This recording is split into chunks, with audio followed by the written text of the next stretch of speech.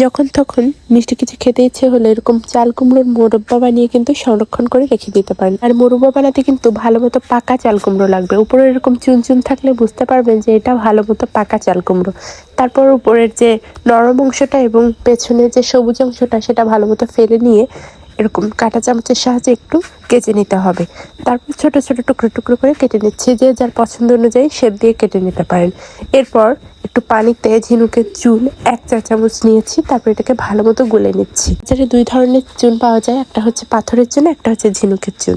তবে আপনারা এখানে ঝিনুকের চুনটা ব্যবহার করবেন। এরপর চাল কুমড়োর টুকরোগুলো এর মধ্যে ডুবিয়ে রেখে দিব প্রায় 7 থেকে 8 ঘন্টার মতো।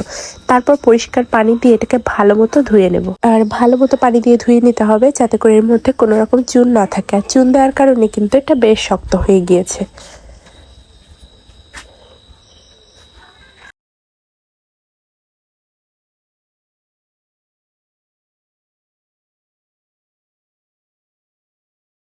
আমি কিন্তু বেশ ভালোভাবে এটাকে ধুয়ে নিয়েছি। এবার এটাকে সেদ্ধ করে নিব, প্রায় 80% কুক করে নিব।